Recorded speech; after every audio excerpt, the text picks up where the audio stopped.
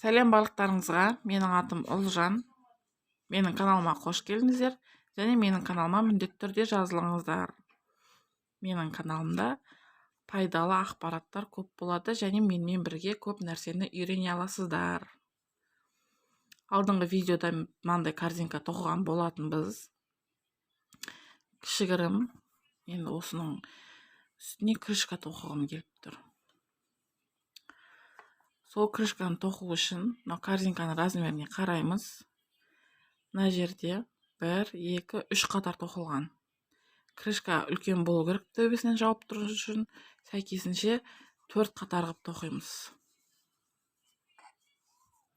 Және сол корзинканың размеріне қарай, өзіңіздің қалауыңызға қарай әртүрлі қылып тоқуға болады. Әртүрлі размерде, әртүрлі биіктікте.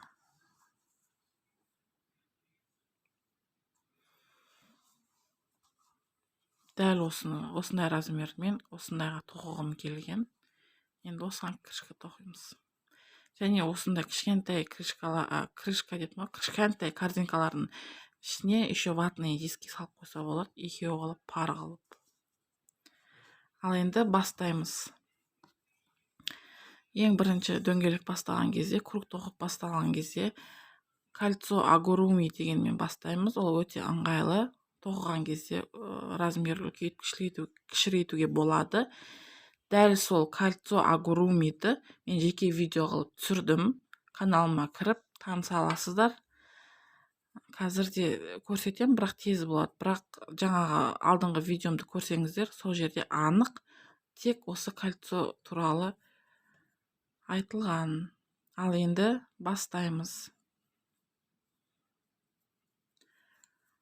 Кольцо агуруми тоқимыз. Жасаймыз. Соған бір воздушная петля тоқимыз.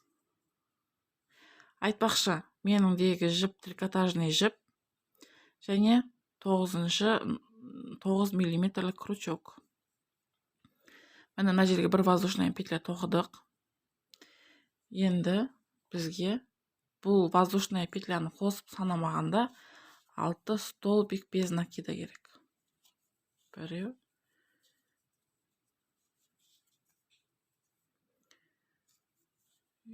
2,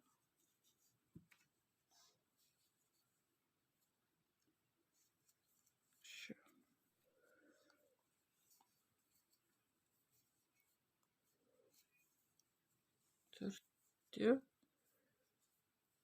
5, 6.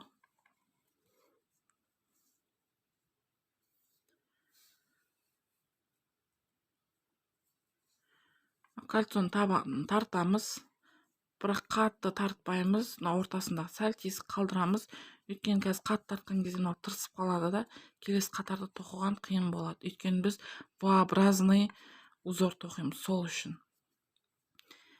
Және осы жерден ең бірінші петляға крючокты енгізіп, жіпті шығарып, былай қатарымызды біріктіреміз.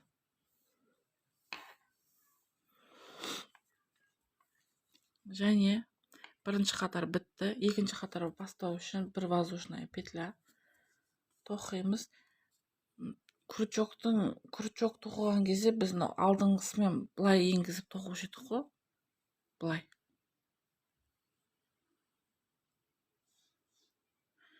Біз бұл корзинканы V-образный узормен тоқығанымыз үшін біз крючокты мына жерге енгізбейміз.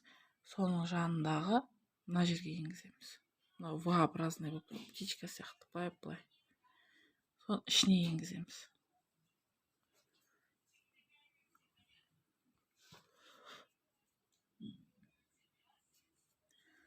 Арты былай шығады.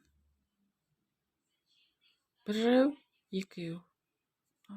Екі жіптің астына.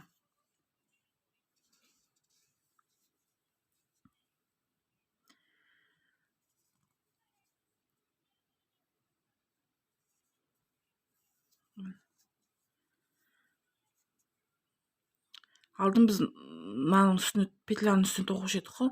Ал V-образнойымыз мынау екінші жіптен пайда болады. Қараңыздар осы жерден. Столбик без накида тоқыған кезде міне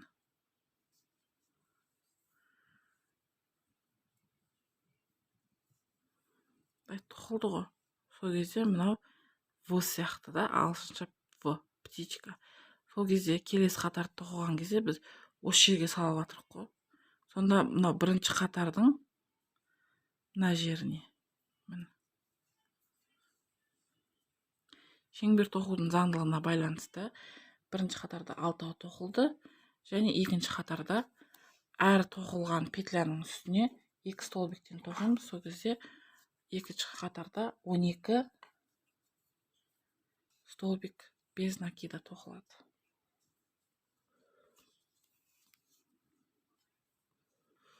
Жіп үлкен, сәйкесінше крючоктың да размері үлкен. Сол үшін тырыстырмай бос тоқуға тырысамыз. Екінші петляға бірінші столбик тоқылды.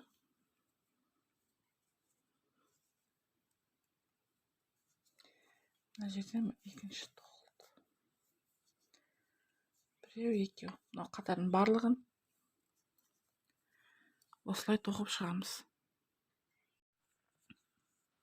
Біреу, екеу, үшеу, төртеу, бесеу. Алтыншы петляның бірінші столбигі тоқылды. Екіншісі тоқылды. Бұл сонда общий санағанда 12 столбик. Осы жерде біз мынау кольцомызды, мынау шеткі жіпті тартып, барынша қатты тырыстырамыз. Ортасындағы тесік көрінбес үшін. Себебі біз бірінші қатарды тоқып алдық. Крючокты енгізген кезде тырысып, крючогымыз енбей қалмайды. Сол үшін ортасын барынша тақастырамыз.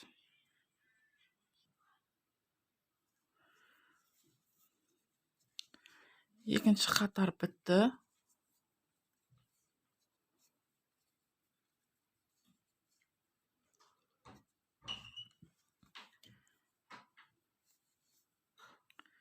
Воздушная петлямызға петлямызбен қатарымызды біріктіреміз. Келесі қатарды бастаймыз. Биіктік үшін воздушная петля тоқимыз. Шеңбер тоқудың заңдылығына байланысты біріншісіне 1 столбик, екіншісіне 2 столбик, үшіншісіне 1 столбик, төртіншісіне 2 столбик тоқимыз. V-образный қылып екі жіптің ортасынан арты мынау 1 жіп және 2 жіптің астынан.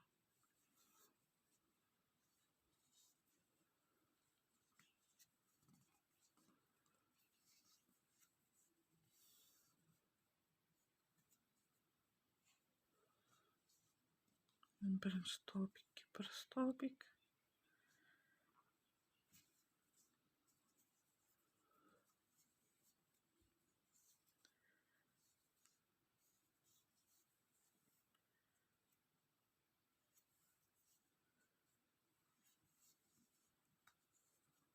Екінші столбикке 2 столбик.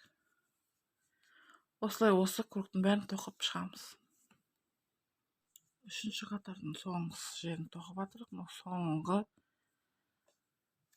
12 петлядағы біреусін тоқылдық, және осы жерден екінші столбикті тоқимыз.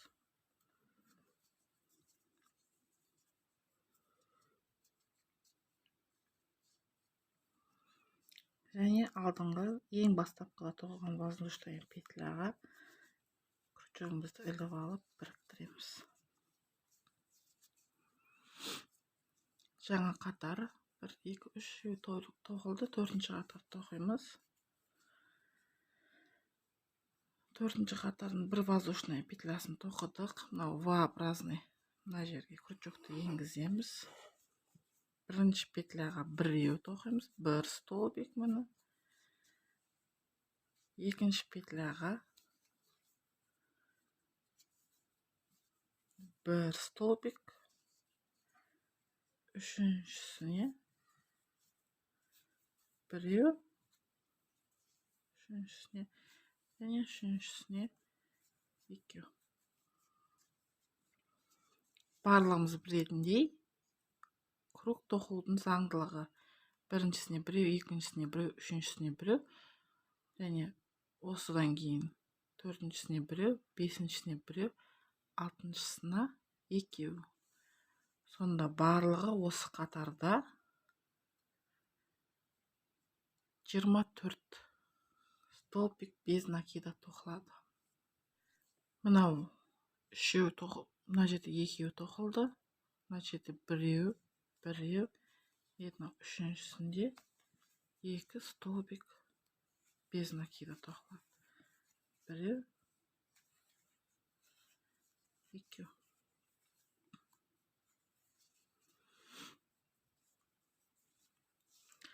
Біздің крышкамыздың мынау беткі қабаты тоқылып бітті. Енді жанын тоқып бастаймыз. Мына кругтың көлемі үлкеймейді, тек жанына түседі. Сол жанына түскенде мына шеткі өрімдері, біріктірілген жері білінбес үшін екі біріктіруді басқа тәсілмен біріктіреміз. Ол үшін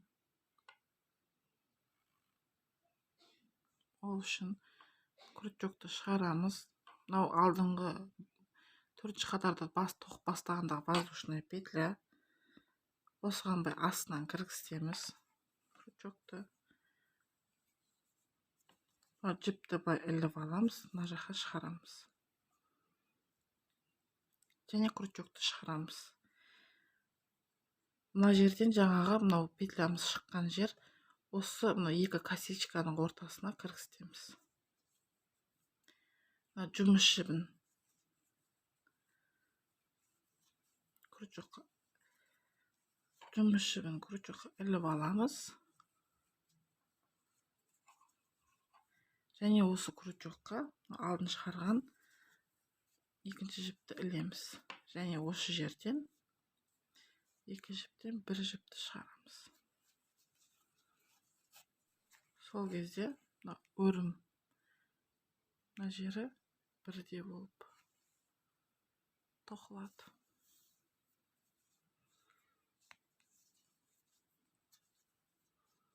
Осы жерде келесі қатарды бастаймыз. Ол үшін ешқандай столбиктердің санын өсірмейміз. Мына жерде қанша 24 дедім ба жаңа.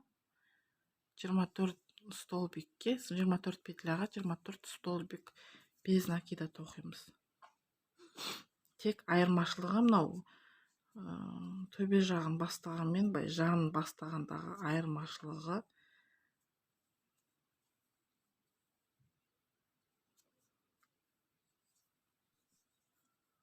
енгізгеніміз воздушная петля болып есептеледі.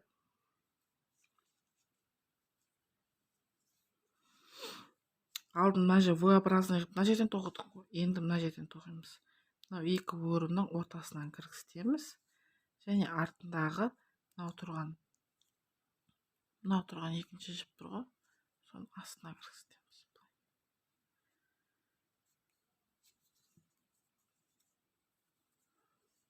Осы жерден жіпті іліп аламыз. Столбик без накида тоқимыз. Келесінде тура сондай өрімнің ортасынан кіргіземіз. Және мынау астыңғы екінші жіптің астынан кіргіземіз. Столбик без накида тоқимыз.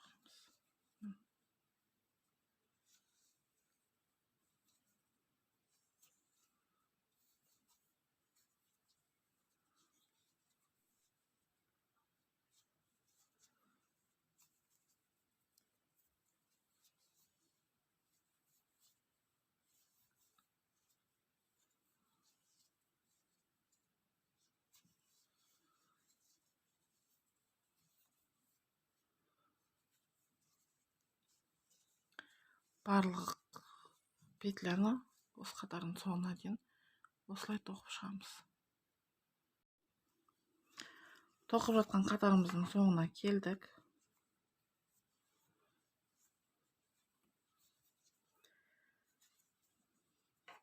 Мына жерде бір петля.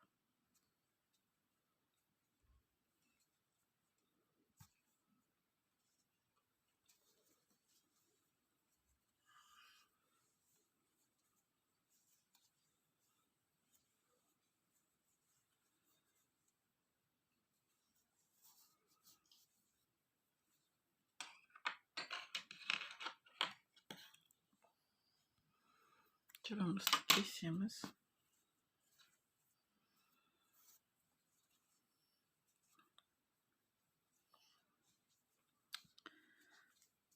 Мына жерде де біздің өріміз аяқталып жатқан себебі бекітуді сәл басқаша жасаймыз. Ол үшін алдын тоқып бастаған воздушный петлямыздың астынан размері кішірек крючокты аламыз да жіпті былай шығарамыз, барынша тартамыз. Және осы жібіміз айналып келіп мына жерден шығып жатыр. Мынаның ішінен. Сол үшін астынан крючокты шығарамыз да жіпті іліп алып осы жерге кіргіземіз.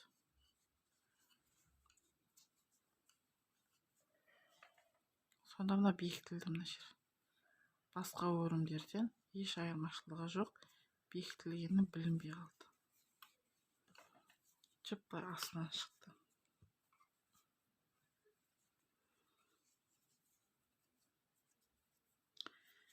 Енді осы жіпті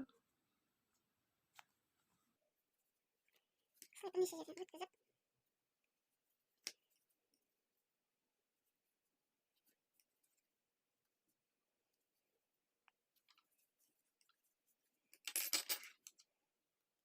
кесеміз. Түрлі жіпті де дәл осылай бірнеше жерден өткіземіз.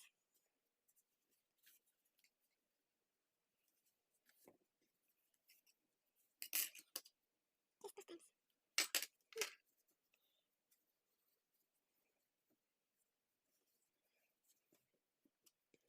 Осы жерден төбесіне ұстайтын тоқимыз.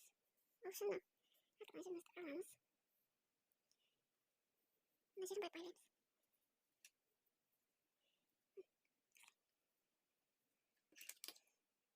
Артынан керек емес жіпті кесіп тастаймыз. Және ортасынан осы жіпті шығарамыз.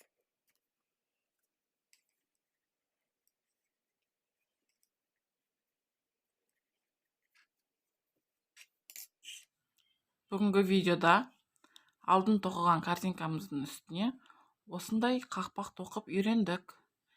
Менімен бірге болғандарыңызға көп рахмет. Егер осы видео ұнап жатса, лайк басыңыздар, каналыма жазылуды ұмытпаңыздар. Алдағы уақытта бірнеше бұйымдарды бірге тоқып үйренеміз. Ал қазір пока-пока!